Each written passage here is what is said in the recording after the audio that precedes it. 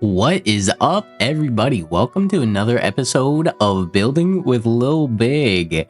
In today's episode, I wanted to do things a little bit differently. Last episode wasn't laid out as properly as I'd like. So this time I wanted to give you guys a better step-by-step. So I laid out the build in 5 steps.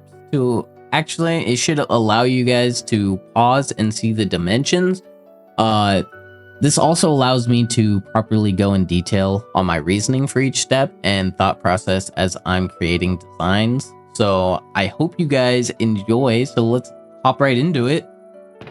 First things first, I would actually like to show you guys the block palette that I used. I used polished andesite, stone brick, andesite wall, stone brick wall, stripped spruce log, spruce trapdoors, campfire, birch planks, birch log, birch fence, dark oak slab, dark oak trapdoors, dark oak stairs, fence, dark oak fence gate, white wool, calcite, lantern, and don't be caught off guard. We actually use gray stained glass, so it's hard to see in the inventory unless I hover over it. But yeah, we have stained glass panes here. So the very first step that I'd like to show you guys is obviously what I talked to you guys about last time. I lay out the general shape of the build on the ground, mainly because these builds are for my Let's Play and I need to make sure that it's going to fit perfectly in the designated spot that I have set for it. So that's why I lay it out like this, just so I can generally pick out the size of the shape that I want. And for this shape, it is kind of an oval, but it is 10 by 12. I will show you the dimensions right now.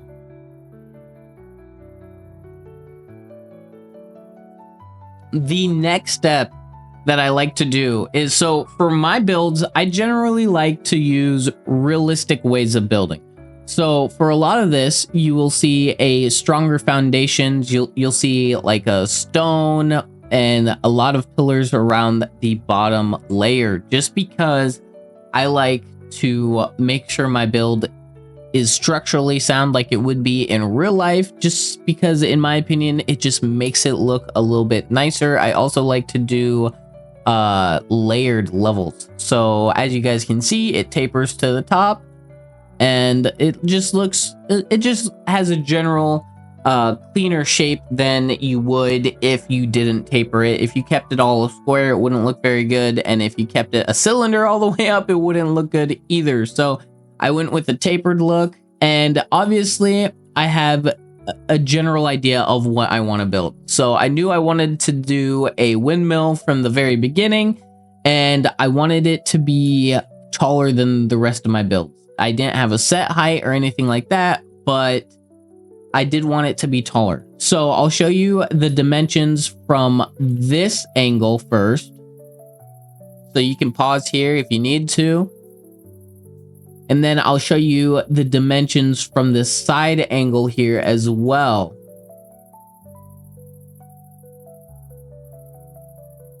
So back to the reason why I went with this type of step is I like to show the shape of my build, right? So I need to have a general idea of the shape. So it might take me a couple tries to get the shape that I'm looking for, but eventually you will get there. So I like to do that by layering these base pillars as the shape. So the general shape will always be laid out by me with a pillar type block. So it could be a stone or mainly logs that I like to use, because you'll see a lot of wooden beams and houses as structural pieces of the build. So that's why I lay it out like this. And then to move on to the next step, the dimensions aren't going to be much different than this. The only difference is I brought these blocks out by 3, so it's a 3 by 2 by 2. So that is the dimensions for this little piece right here. And then for the piece right here, this bottom section is a 2 by 4. And then this section right here is a 2 by 2 on top, just so you guys can see that. Really the exact same dimensions as before. And the only difference is I want to see the build laid out with a flat pattern, right? So I want to see what it looks like with walls, and that'll determine everything else about the build. So as you guys can see, I went with 1 block of my block palette for each section. So as you can see, we have a 3 blocks palette for this lower section. I just chose 1 block, right? I do that to simplify it. It's much easier to build it out like this and then go back through, break a block, and then place another block to give that random section, right? So I could go over here, I can grab this, I can grab this, right? It's much easier to do it like this, put in random spots. Oh, I didn't mean to do that, but we'll just fill it in like that, right? And it's much faster doing it this way rather than to randomize it as you're going. But if you guys want to do it that way, feel free to do it that way, right? I just generally do it in a way like this. It's much more simple for me. Personally, I was going to do it for these sides, I just forgot, and that's why they're just all stone brick. But I don't really mind that it's all stone brick. I kind of like it, so I'll probably leave it that way just to give it a little bit more structure on those edge pieces, especially since we have a beam here that doesn't go straight into the ground. So this height right here is 5 blocks high. So that's the general layout for the lower half. But you guys already saw that dimension. So let me get back to it, right? So I do this so I can see a general shape, right? So we have these little rectangles here, right? Well, I want to break this up, right? Because the whole point of doing these builds is to make it look nice. And for me, I like to give a lot of depth. So how do you do that? You break it up, right? You break it up, you give yourself a section like this, right? Or in this case, I guess, we'll break this one and this one, right? Keep it similar to what it is over here, right? So I'll break it up. This gives it some depth. You can add some glass, right? Let me take this glass and we'll add it right here. And then that right there, just that alone gives this section a lot of depth. So that is the whole point of me laying out this whole area, is so I can get a general size and shape for each of these, right? So we have 2 blocks on the bottom, 1 on top. We have 1 on top. 1 on bottom, 2 on top. So we kind of flip it based on this pillar in the middle, right? So now we have sectioned areas. So it makes it a lot easier to detail these when you already have a flat plane and you have them sectioned off like this, right? So it helps tremendous in that regard. The next step is, as you guys can see, you go back through and you layer it. You give it the depth you wanted, and you also switch out some of these blocks to add those block palettes, right? It just makes it look nicer. Now you could stop just right there with the block palette switch up, but you don't have to stop there. You can add way more detail later on. But that's what I generally do. I like to lay it out to make sure it looks nice, even without any extra details. And then what I'll do is I'll go through and I'll start adding little roofing pieces. So with this area, this section is differently pulled out different than this. So what I'll do is I'll pull an arc, right? Because this is 6 long instead of 8, I'll do separate arches, right? So here's the arch that I start with, and then I do the same over here. I do an arch. So then I have this small little arch on each side, and it leaves this area open in between. So after I do the arches on each side, what I'll do is I'll go back through and I will start layering the sections above to make it look a little bit more flowy and natural and nicer. So that's generally what I do. I just go through on each of these little oh, I didn't mean to break all those. That's my bad. So I'll go through on each of these little what are they called? These level changes, I guess, on each little level change here. And then I will add a little roofing to kind of blend it and give it a nice little, like cutoff, right? Change in block color. Because if it was just spruce all the way up, it wouldn't look as nice. If it's just spruce and birch, not very nice. Same as if you don't add the extra block palette here. So if you don't add these extra blocks here, you don't get a clean look, you know? So I say that. You guys are watching me for the clean look. But if you just leave it like this, it looks bland, right? So you want to add as much change, but keep it as similar to the color as possible. So when it comes to wood, it tends to be only 2 blocks you can really use: the wood stripped logs as well as the planks. So that's usually what you'll want to go with when you're doing wood builds. And then for the stones tend to have a little bit different variants of those blocks in the same color. So you can mix it up all you want. So I like to use stone brick, andesite, and smooth andesite as a good layer, but there's also other ways to do it. You could go stone brick, cobble, and like, let's say cracked stone brick or mossy stone brick. So those will give it different looks just based off of the block palette you wanted. I wanted a more clean block palette because I like to do mine very realistically. So like if I'm doing a block palette over by like a river, right? I'm going to have the stone, not this right here. I didn't do it on this one for some reason, but I tend to like to have the stone have like a mossy cobble or a mossy stone brick, just so you know, like, oh, moss is usually in wet places. So it would make sense for the stone to have a little bit of moss on it if it's been there for a while. This was a newer build. It's more recent, so it wouldn't have it. But if, let's say, you're doing like a cave system, you're going to want some mossy cobble in there because it's going to be a little bit more deteriorated.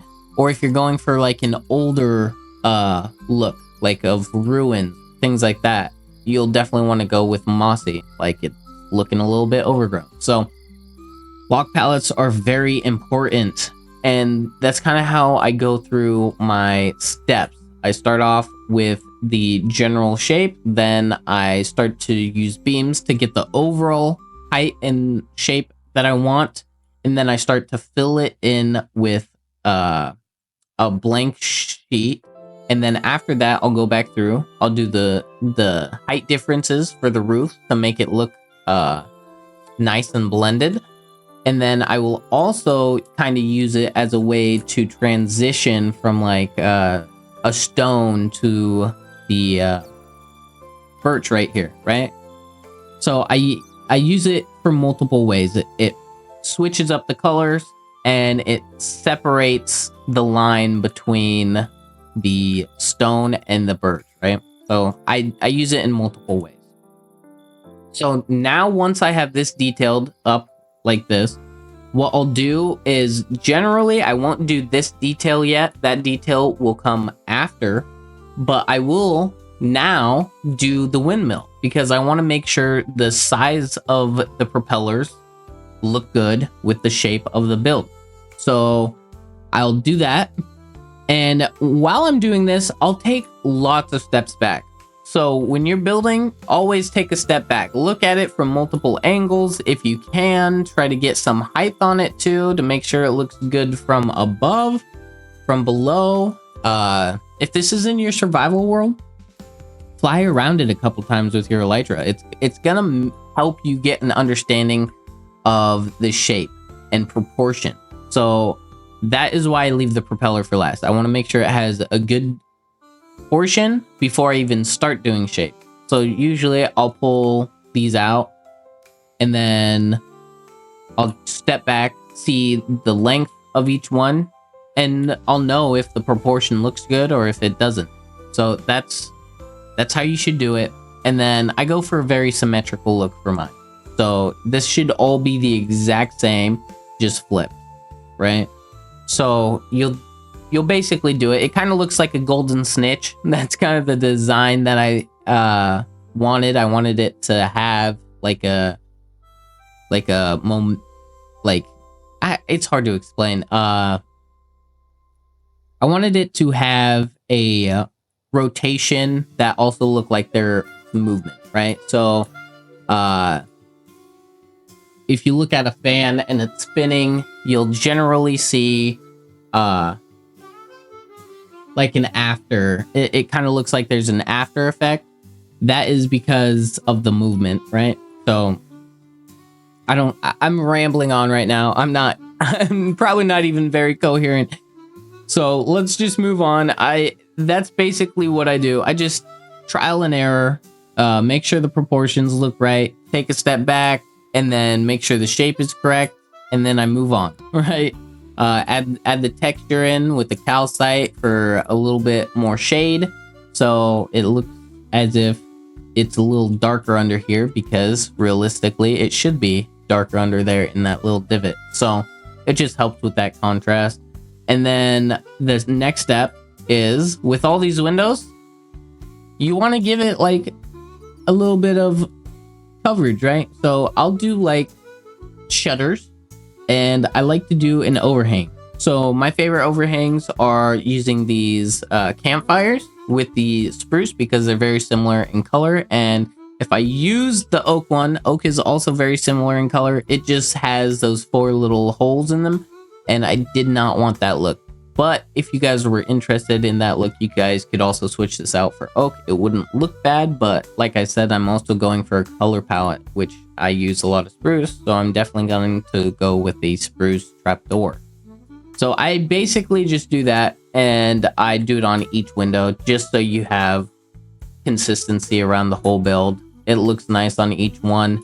And then the reason I go with these little fences on the side is, if you guys could see from over here on all of these, there's not really a lot of color difference, right? So I use it to switch up the color and give it that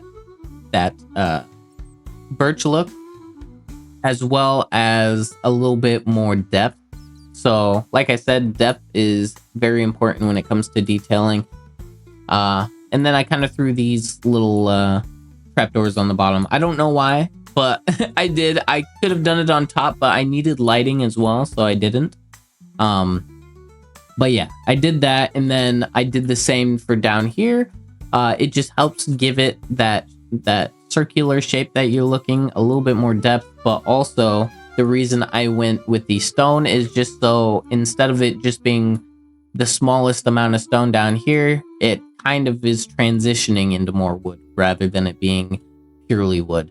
So that's my thought process as I'm doing it. You want to kind of blend it, and it's a lot of trial and error. So you guys will just have to try it, do it on your own, and if you want,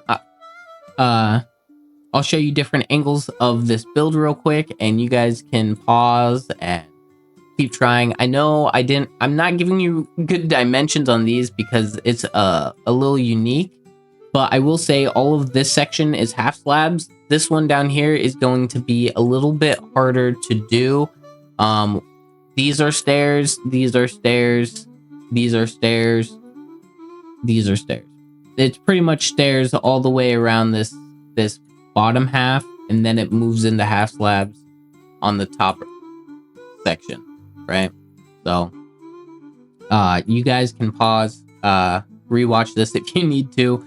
I'm doing the best I can. I'm still new to the tutorial, so if you guys have any advice, please leave some advice down below in the comments.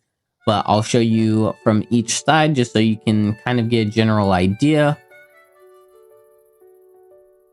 of what each side looks like. So yeah, I'm pretty happy with how this turned out. Now what I'm gonna do is I'm going to now switch over to my Let's Play world where I already built this, and I will show you guys what it looks like surrounded by some of my other builds. It's kind of separate from them, but you can kind of see how it blends with the rest of my style. So I will meet you guys over there. All right, so we are back in our Let's Play world. Here is the build and how it looks compared to all of the rest of our build. Let me fly up so we can get a good angle of it. So it fits in. We got our little windmill here. We got our house, our 100 subscriber build, our barn. We've got all sorts of stuff going on right here. So you guys comment down below if you thought that's where this was gonna go. I know I've been talking about this spot for a while now and how I have a specific build laid out. I've been thinking about that spot since one of the very first episodes I did. I knew I wanted to put a windmill there, and I've been thinking about this and planning it for a while. I have lots of plans written out, and we're slowly just ticking off the boxes of all the plans we have. So if you did enjoy this video, please like, subscribe, and comment down below what your favorite part of this episode was. Also give me tips and tricks. I'm still new to this like tutorial-esque video. These videos are more supposed to be me explaining my thought process on how to build and things like that. So it's not necessarily meant to be a tutorial, but I do want to give you guys the option of building these yourselves as well. So if there's any tips on how to be a better tutorial giver, I gladly take them. I'm really happy with how this turned out. You guys let me know down in the comments below what you think of it, and I will see you guys all in the next video. Bye.